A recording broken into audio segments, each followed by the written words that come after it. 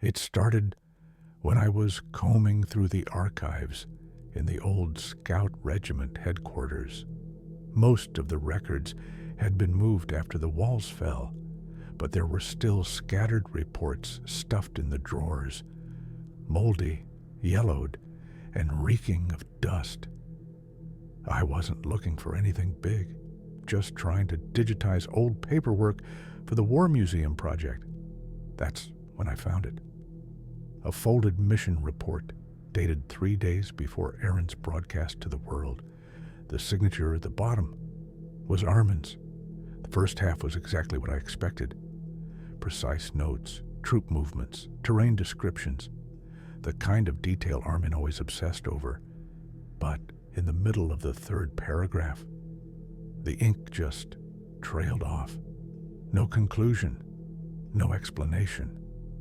The next line started with an entirely new topic, like someone had ripped out the most important sentence and replaced it with something meaningless. Except the paper wasn't tampered with. This wasn't damage. It was a gap. At first, I thought it was a coincidence. Armin was human. He could have gotten distracted. But then, I found another report. This one written by Hunga from the exact same day. And it happened again, perfectly coherent, until suddenly, nothing. I kept digging. Mikasa's personal notes, missing the same window of time. Sasha's hunting logs, same gap. Even Jean's sarcastic scribbles in the mess hall ledger skipped 3 entire days. Here's the thing. If it was only the scouts, I would have blamed a collective trauma, maybe a shock, that made them all block out the memory. But it wasn't just them. The Marleyan volunteers also had missing entries in their journals. And they weren't Eldians. They couldn't be affected by the founding Titan's power, right? That was my first real warning. Whatever Eren did, it went beyond memory. By the 4th night of searching, I was exhausted. That's when I found him. Levi. He wasn't sleeping, just sitting at the end of the hallway polishing the same knife over and over. I tried to be subtle, asking him if he'd noticed strange gaps in his memory. He didn't answer, didn't even blink.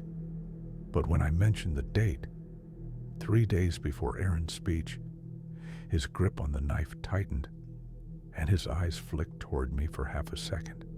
Then, without a word, he stood up and left.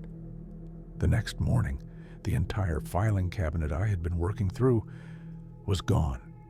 I should have stopped, but my curiosity outweighed my sense of self-preservation.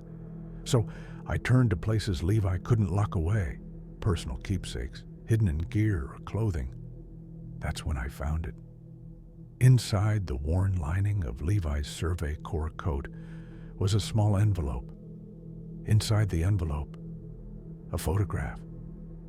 The image was faded and water-damaged, but I could make out 3 figures, Eren, Mikasa, and Armin, standing on a shoreline. But it wasn't the ocean they'd once dreamed of.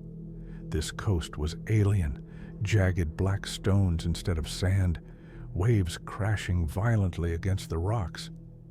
In the far distance was a ship, and on that ship, leaning on the rail, was a man with short blonde hair and a sharp gaze. Even blurred, I recognized him instantly. Erwin Smith. I nearly dropped the photo.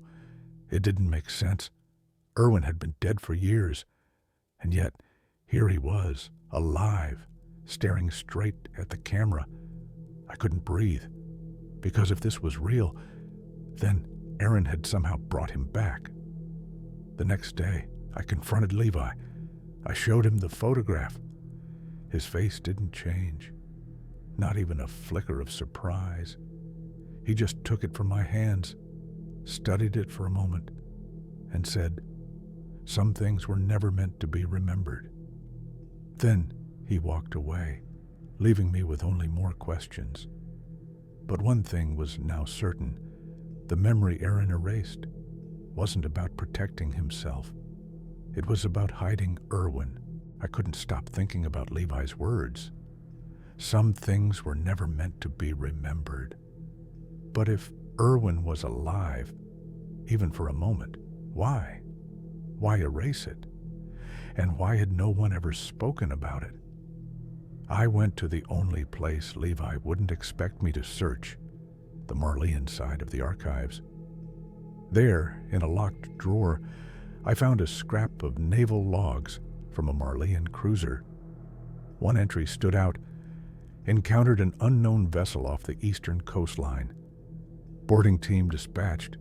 No survivors, except one man, Eldian, identified as Commander Erwin Smith.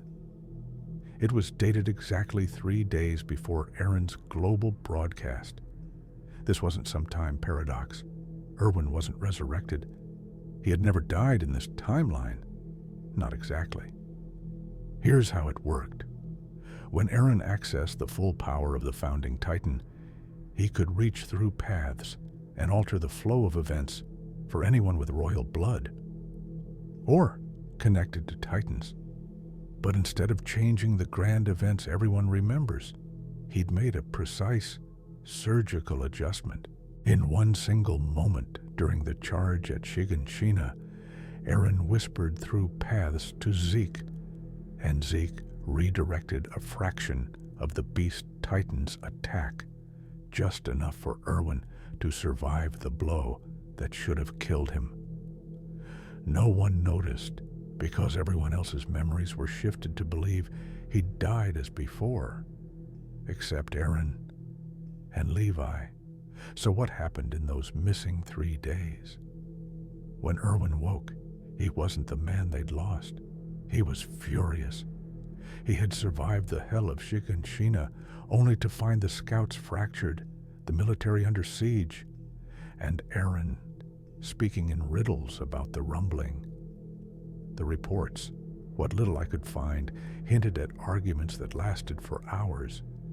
Erwin demanded a new strategy, not genocide, not the destruction of every human outside the walls. And here's the most disturbing part. Armin's notes, written before the memory gap, speak of uncertainty about Eren's plan. His notes after the gap speak only of unwavering loyalty.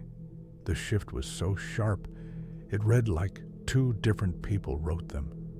I found the last piece of the puzzle in an unmarked folder at the back of the Marleyan cabinet.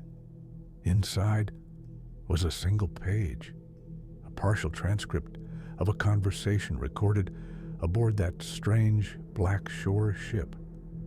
Eren's voice: "I can't let you lead them, Erwin. You'll choose the wrong enemy." Erwin's voice, steady and unshaken: "The wrong enemy is the one you've become." There's a crash, a struggle. Then, nothing but static. I don't know how it happened, whether Eren killed him himself, or whether someone else, maybe even Levi, did what had to be done. But the result was the same. Erwin Smith was erased, not from history, but from every memory except Levi's. And now I finally understood Levi's warning. If this truth ever came out, it wouldn't just ruin Eren's image. It would fracture what's left of the world they tried to save. Because in those 3 lost days, Erwin had a plan. A plan to save both Paradis and Marley without the rumbling. And Eren chose to bury it forever. I thought knowing the truth would bring closure, but now, every time I see the ocean, I think of the Black Shore, of the man who stood there, and of the war that never had to happen.